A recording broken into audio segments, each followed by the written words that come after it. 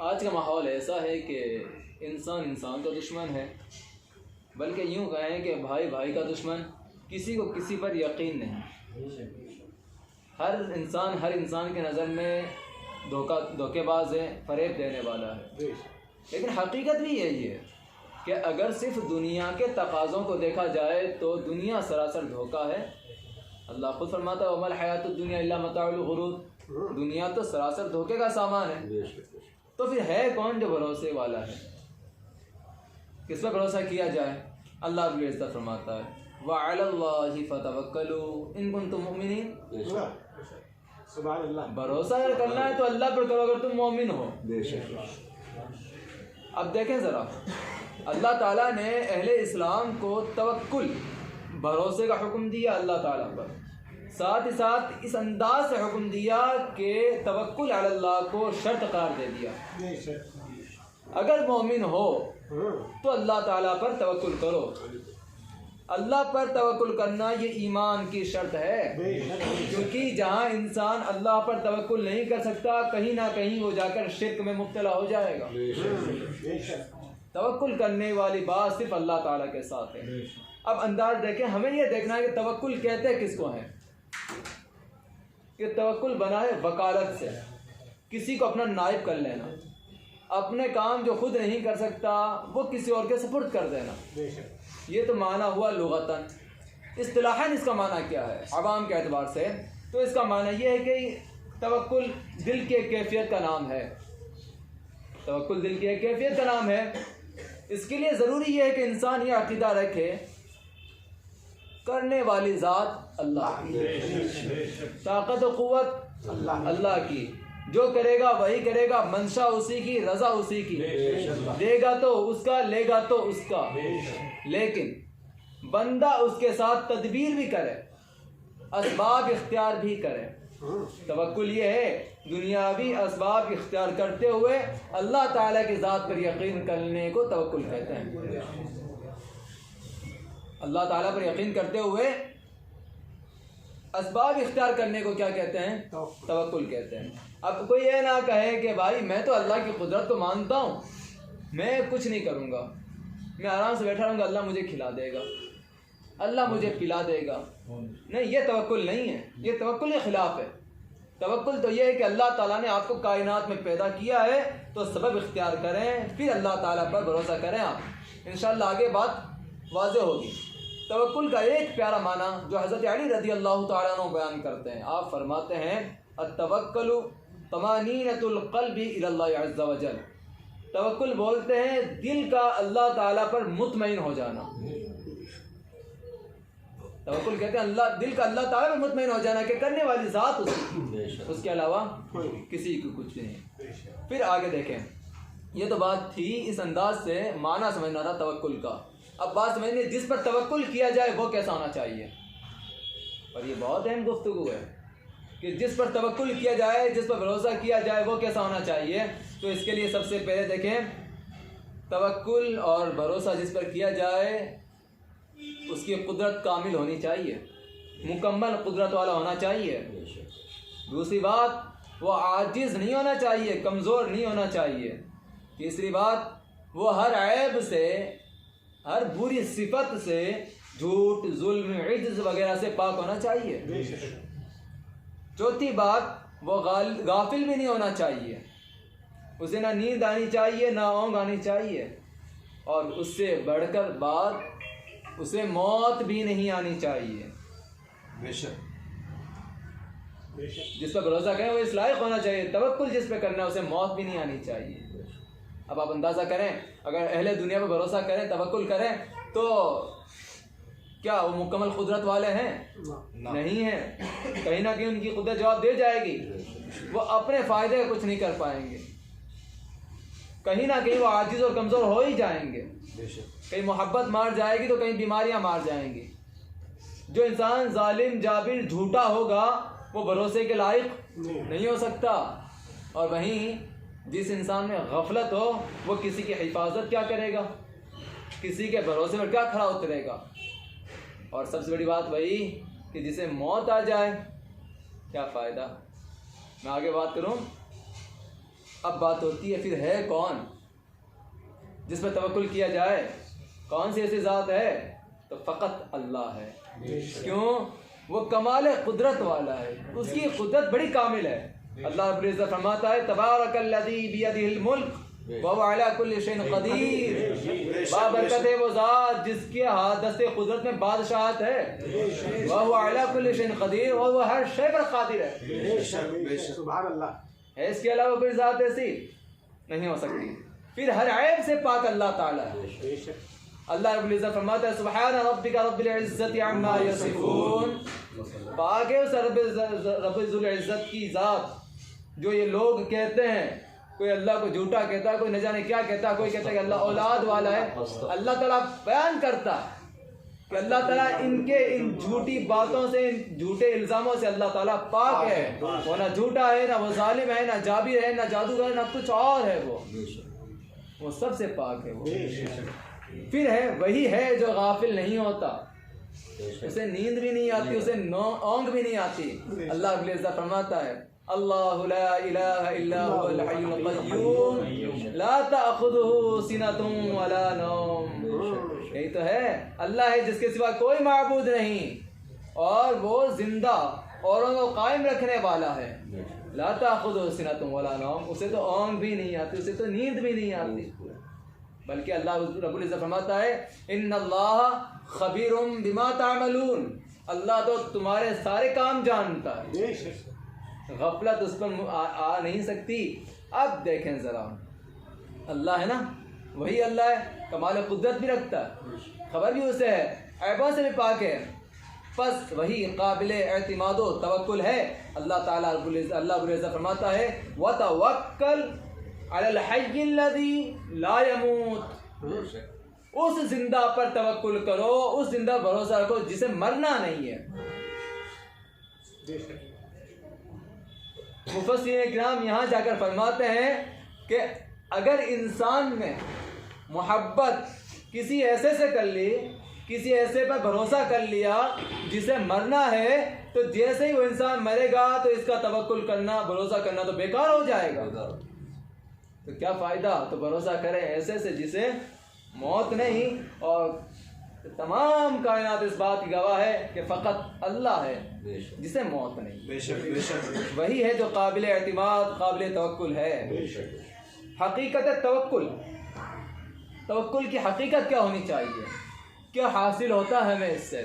تو ذرا دیکھیں، توکل شرط ایمان ہے. توکل شرط ایمان ہے. اگر توکل کمزور ہے تو ایمان بھی کمزور ہو جائے گا انسان کا. ہر بندہ مومن پر فرض ہے توکل کرنا. یقین اللہ پر ہر بندہ مومن پر لازم ہے. توکل اگر انسان کرے گا تو اسے اس بات کا یقین رہے گا کہ پوری مکمل طاقت اللہ تعالیٰ کی ہے، قدرت کاملہ اللہ تعالیٰ کی ہے. اور توکل ایسا عمل ہے جو بندے کو اللہ تعالیٰ سے قریب کر دیتا ہے. توکل ایسا عمل ہے جو بندے کو اللہ تعالیٰ سے قریب کرتا ہے. بلکہ اس پہ ایسی بات ہو رہی ہے کہ ہر وقت بندے کو اللہ کا خیال لیتا ہے، ہر وقت خیال لیتا ہے. وہ اس بات کو مانتا ہے کہ میری ذات کچھ بھی نہیں، حقیقت میں طاقت و قوت اللہ تعالیٰ کی ہے. یہ بندہ اب اللہ تعالیٰ کے اتنا قریب ہو جاتا ہے، تب معاملہ پیش آتا ہے کہ بندہ خود کچھ نہیں سوچتا، فقط رضا الہی میں رہتا ہے. سوچے تو رضا الہی، کرے تو رضا الہی، بیٹھے تو رضا الہی. توکل کا صدقہ ہے یہ. لیکن اب ہمیں یہ دیکھنا ہے توکل چیز کیا ہے اور کب کرنا چاہیے. ہم اور آپ کی بات تو ایک الگ ہو سکتی تھی. آقا کریم صلی اللہ علیہ وسلم کو اللہ رب العزت ارشاد فرماتا ہے فَإِذَا عَزَمْتَ فَتَوَكَّلْ عَلَى اللَّهِ، کہ جب آپ پختہ ارادہ کر چکے اب اللہ تعالیٰ پر بھروسہ کریں آپ. ان اللہ یحب المتوکلین، اللہ تعالیٰ توکل کرنے والوں کو پسند فرماتا ہے. ہم اور آپ کیا ہوتے ہیں جو دنیاوی اسباب کو چھوڑ دیتے ہیں، بیمار ہو جائیں تو کہتے ہیں چھوڑو، کیا دوائی لینی ہے، اللہ شفا دے گا. پہلے آپ کو سبب اختیار کرنا ہوگا. جی اور اب معاملہ اور ایک سمجھیں، یہ تو جب مشورہ اس وقت کریں گے، ہم مشورہ اس وقت کریں گے آپس میں، کسی بھروسہ کریں گے تو اس وقت جب تک کہ حکم الہی نہیں، کسی معاملے میں اگر حکم الہی آ گیا تو اس کے علاوہ کسی سے مشورہ جائز نہیں رہتا، حکم الہی پر عمل ضروری ہے، یہی توکل اصل ہے۔ پھر اللہ تعالیٰ فرماتا ہے وَمَن يَتَوَكَّلْ عَلَى اللَّهِ فَهُوَ حَسْبُهُ، دنیا سے خوف زدہ ہونے کی ضرورت نہیں، دنیا سے ڈرنے کی ضرورت نہیں ہے۔ اگر کسی نے اللہ تعالیٰ پر توکل کر لیا، اللہ ہی اسے کافی ہے، کوئی مقابلہ نہیں پھر اس کا۔ پھر اللہ رب العزت فرماتا ہے وَتَوَكَّلْ عَلَى اللَّهِ وَكَفَى بِاللَّهِ حَسِيبًا، اور اے محبوب تم اللہ پر بھروسہ رکھو اور ہر کام بنانے والا اللہ ہے۔ اب دیکھیں ذرا، یہ تو بات تھی قرآن آیات کی، ایک حدیث پاک اور سنیں۔ عمر بن خطاب رضی اللہ تعالیٰ عنہ سے مروی قال رسول اللہ صلی اللہ علیہ وسلم لو انکم کنتم توکلون علی اللہ حق توکلہ لرزقتم کما ترزق الطیر تغدو خماصا وتروح بطانا، ترمذی شریف 2344 نمبر حدیث۔ آقا کریم صلی اللہ علیہ وسلم فرماتے ہیں کہ تم نے اللہ پر توکل کیا جیسا کہ توکل کرنے کا حق ہے، تمہیں اس انداز سے رزق دیا جائے گا جیسے پرندوں کو رزق دیا جاتا ہے، کہ تم خالی پیٹ جاؤ گے بھرے ہوئے پیٹ آؤ گے۔ اور ایک بات میں واضح کروں، یہاں پر پرندوں کا ذکر بہت خاص ہے، پرندوں کی کوئی تعداد نہیں اور ہر قسم کے پرندے ہوتے ہیں، سب کی غذائیں الگ، صرف ایک پرندے کا ذکر کروں میں، اسے کہتے ہیں ہنس۔ اس کی غذا کیا ہے؟ ہنس کی غذا خالص موتی ہے۔ آج کوئی تیراک سمندر میں غوطہ لگائے، نہ جانے سمندر کی تہہ میں جانا پڑتا ہے، تب اسے مشکلوں سے کوئی ایک موتی مل جائے تو مل جائے، زندگیاں ختم ہو جاتی ہیں لیکن ایک موتی حاصل نہیں ہو پاتا۔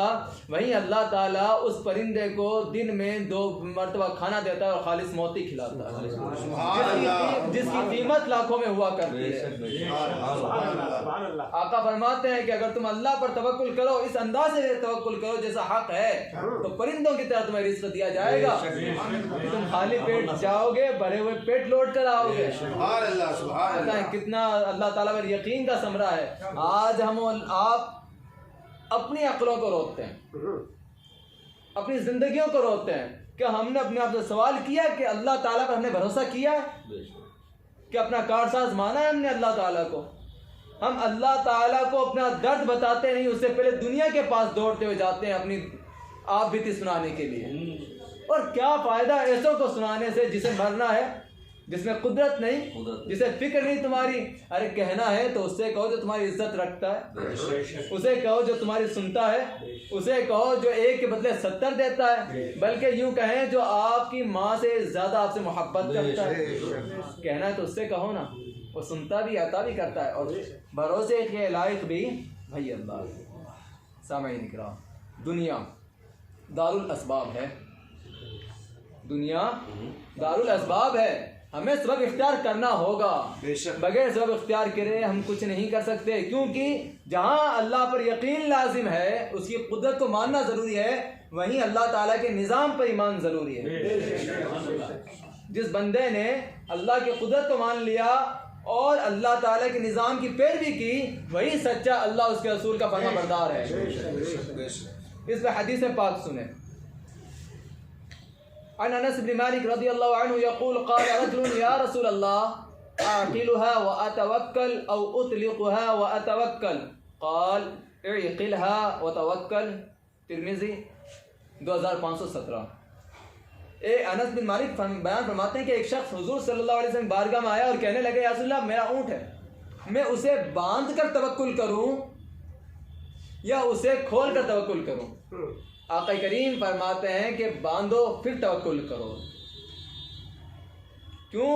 نظام الہی یہی ہے، کائنات کا نظام بھی یہی بنایا ہوا ہے کہ اونٹ کو کھلا چھوڑو گے تو کہیں نہ کہیں نکل جائے گا پھر، اور آپ پھر کوسو گے کہ پتہ نہیں میرا اونٹ کہاں چلا گیا۔ اس سے بہتر ہے کہ پہلے دنیاوی اسباب اختیار کریں، پھر آپ اللہ تعالیٰ پر یقین کریں۔ اگر آپ مسافر سفر میں جا رہے ہیں تو آپ پر لازم ہے کہ آپ زیادہ راہ کھانے پینے کا سامان لے کے جائیں ساتھ میں، کہیں ایسا نہ ہو کہ پھر آپ وہاں بھوکے مر جائیں یا آپ کو پریشانی ہو جائے یا آپ کو کسی کے سامنے ہاتھ پھیلانے کی نوبت آ جائے. اس لیے دنیاوی اسباب اختیار کرنے ضروری ہیں. بس معلوم ہوا اسباب اختیار کرنا توحید کے خلاف بھی نہیں ہے. کوئی یہ نہیں کہہ سکتا کہ ہم نے اللہ پر بھروسہ کیا اور دنیاوی ساز و سامان ہم نے کام میں لیے. نہیں، یہ خلاف نہیں، یہ نظام الہی ہے. نظام الہی کو اختیار کرنا ضروری ہے. اب دیکھیں ذرا ایک اور حدیث پاک میں سناؤں. نظام الہی پہ عمل کرنا کیا یہ توحید کے خلاف ہے؟ نہیں، بلکہ توکل کے ساتھ ساتھ دنیاوی اسباب اختیار کرنا سنت رسول ہے صلی اللہ علیہ وسلم. سہیل بن عبداللہ رحمۃ اللہ فرماتے ہیں التوکل حال النبی والکسب سنتہ فمن بقی علی حالی فلا یترکن سنتا. کہتے ہیں توکل کرنا ہے تو حضور صلی اللہ علیہ وسلم کی حالت تھی، آپ کا حال تھا، اور آپ کی زندگی کا عمل جو تھا، آپ کی زندگی کا عمل کسب کرنا تھا. سنت آپ کی کسب کرنا تھا، مطلب طاقت و قوت سے کمانا، کھانا، اپنے جسم کو اختیار کرنا، سبب کو اختیار کرنا، یہ توکل تھا. اب اگر کوئی شخص حضور صلی اللہ علیہ وسلم کے حال پر رہنا چاہتا ہے، کوئی یہ دعویٰ کرتا ہے کہ میں حضور صلی اللہ علیہ وسلم کی زندگی گزاروں، تو اس پر لازم ہے کہ وہ شخص کسب بھی کرے، کمائے بھی، ہاتھ پاؤں توڑے بھی. کیوں؟ کیونکہ اگر توکل کی بات کرتے ہیں تو آپ اور ہم صرف دعا کے سہارے نہیں رہ سکتے. صرف دعاؤں سے بات بنتی تو بتا دیں اس کائنات میں حضور صلی اللہ علیہ وسلم سے زیادہ مستجاب الدعوات کوئی رہا ہو؟ بدر کا موقع ہوا، خندق کا موقع ہوا، احد کا موقع ہوا، کیا ضرورت تھی حضور کو جنگ میں جانے کی؟ کیا ضرورت ہے اپنے احباب کو ساتھ لے جانے کی؟ کیا ضرورت تھی مجاہدین کو لے جانے کی؟ دعا فرماتے سب ہلاک ہو جاتے. لیکن حضور نے درس دیا صرف دعائیں سب کچھ نہیں، پہلے اللہ کی راہ میں نکلو تو صحیح. اللہ کی راہ میں قربان کرنے کا جذبہ تو لاؤ، پھر اللہ تعالیٰ تمہیں کامیابیاں دکھا دے گا. بے شک بے شک. اسی میں ایک مسئلہ اور حل کر لیں. دوا استعمال کرنا سنت ہے. کوئی یہ نہ کہے بیمار ہوں ٹھیک ہو جاؤں گا، اللہ کی مرضی ہے. نہیں، اتنا کافی نہیں ہے، آپ کو دوا استعمال کرنی ضروری ہے. آقا کریم صلی اللہ علیہ وسلم فرماتے ہیں لِكُلِّ دَاءٍ دَوَاءٌ، ہر بیماری کے لیے دوا ہے. بے شک. ہر بیماری کے لیے دوا ہے، اور جب بیماری کو صحیح دوا مل جاتی ہے تو بندہ حکم الہی سے ٹھیک ہو جایا کرتا ہے. حکم الہی سے ٹھیک ہو جاتا ہے. وہی مسئلہ اسباب اختیار کریں، اس پر بھروسہ نہیں. بھروسہ کس پر؟ قدرت الہی پر. جو کرے گا وہی کرے گا. پھر ایک اور حدیث پاک صحیح بخاری شریف میں ہے ما انزل اللہ داء الا انزل له شفاء. اللہ نے کوئی بیماری اتاری نہیں مگر اس کی شفا بھی اتار دی ہے. کوئی یہ نہ کہے لا علاج مرض ہو چکا ہے. یہ اور بات ہے کہ ڈاکٹرز وغیرہ کو سمجھ میں نہیں آیا ہوگا، لیکن اللہ نے بیماری اتاری ہے تو اس کی شفا ضرور اتاری ہے. لیکن حدیث پاک میں آتا ہے ایک بیماری ایسی ہے جس کی دوا بھی نہیں ہے. حضور فرماتے ہیں اللہ تعالیٰ نے ہر بیماری کی شفا اتاری ہے، لیکن ایک بیماری ہے جس کی شفا نہیں اتاری. صحابہ نے عرض کیا اصل وہ بیماری کون سی ہے؟ آقا فرماتے ہیں وہ بوڑھاپا ہے، اس کا کوئی علاج نہیں، یہ آنا ہے سو آنا ہے. پھر توکل بات کیا چلی تو اسباب اختیار کرنا. یہاں کوئی یہ نہ کہہ دے کہ تم انبیاء کرام کو کیوں اتنا مانتے ہو، اسے استمداد کیوں کرتے ہو، استغاثہ کیوں کرتے ہو، اولیاء اعظام کو اتنا کیوں مانتے ہیں. پھر ہم وہی جواب دیں گے کہ یہ تمام کے تمام نظام الہی کا ایک حصہ ہے. بندے اور معبود کے درمیان یہ سبب ہے ہمارے. بے شک بے شک. انہیں اختیار کرنا اللہ تعالیٰ کے قریب ہونا ہے. بے شک. سبحان اللہ. کوئی قرآن چھوڑ کر اللہ کے قریب نہیں ہو سکتا، انبیاء کو چھوڑ کر کوئی قریب نہیں ہو سکتا، اور وہیں اپنے محسنین اولیاء اللہ کو چھوڑ کر بھی اتنا آسان قریب نہیں ہو سکتا. اب دیکھیں ذرا وہ کیسے ہو سکتا ہے، کیونکہ انبیاء کرام کے متعلق حضور صلی اللہ علیہ وسلم کے متعلق اللہ فرماتا ہے وَمَا آتَاكُمُ الرَّسُولُ فَخُذُوهُ وَمَا نَهَاكُمْ عَنْهُ فَانْتَهُوا. اور جو رسول تمہیں دیں وہ لے لو، اور جسے منع کرے باز رہو. بے شک بے شک بے شک. اللہ خود کہتا ہے کہ رسول کا کہا مانو، رسول نے منع کر دیا وہ چیز چھوڑ دو. پھر رہی بات اولیاء اللہ کی تو اللہ فرماتا ہے یا ایھا الذین آمنوا اتقوا اللہ وکونوا مع الصادقین، اے مومنو اللہ سے ڈرو، سچوں کے ساتھ ہو جاؤ۔ وہیں اللہ تعالیٰ وسیلے کے متعلق فرماتا ہے یا ایھا الذین آمنوا اتقوا اللہ وابتغوا الیہ الوسیلہ، اے ایمان والو اللہ سے ڈرو، اس کی طرف وسیلہ ڈھونڈو، وجاہدوا فی سبیلہ، اور اس کے راہ میں جہاد کرو، لعلکم تفلحون، اس امید پر کہ اللہ تمہیں کامیاب فرمائے گا۔ بے شک بے شک یہ بھی ہمارا حصہ ہے، اس لیے انبیاء کرام اور اولیاء کرام کے ساتھ جی اللہ تعالیٰ پر توکل اس لیے ہے کہ وہ ان تمام صفتوں کا حامل ہے جو توکل کرنے کے لائق ہو۔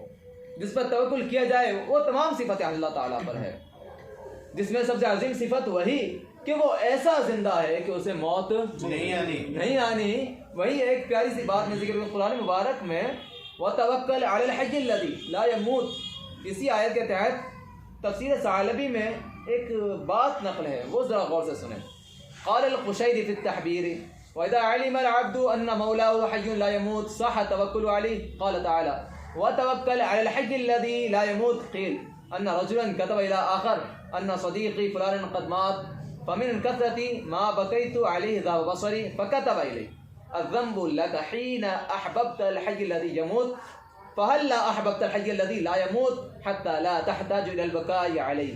اب ذرا غور کریں، علامہ قشیری بیان کرتے ہیں اور یہ کہتے ہیں کہ جس بندے کو اس بات کا یقین ہو گیا کہ میرا مولا تو وہ ہے جسے موت نہیں آنی، اب توکل کرنا اس کا بالکل درست ہے۔ کیوں؟ اللہ نے فرمایا بھروسہ اس پر کرو جسے موت نہیں آنی۔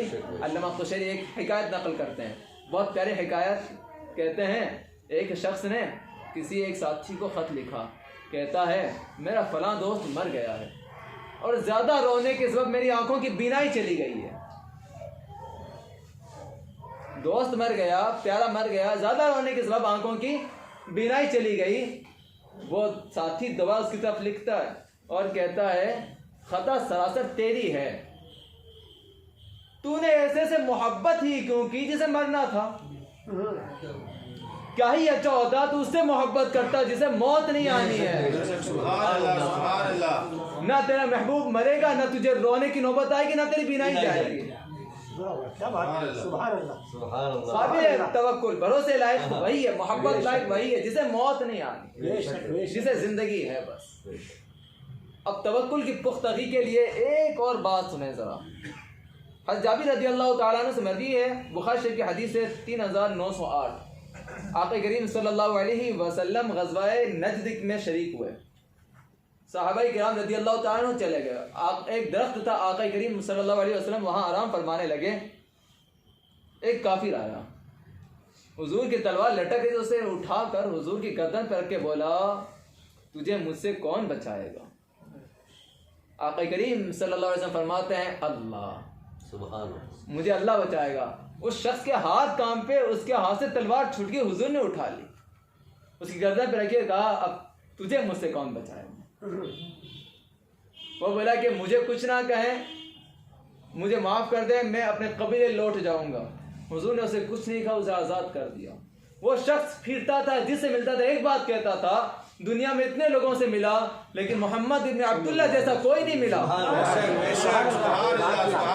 کہ گردن پہ تلوار رکھ دی پھر بھی اپنے خدا پر یقین، اس نے میری گردن پہ تلوار رکھی، چاہتا تو قتل کر سکتا تھا لیکن مجھے معاف کر دیا۔ سبحان اللہ۔ دیکھیں ذرا، یہ ہے معاملے ہمارے پیارے حبیب صلی اللہ علیہ وسلم کے۔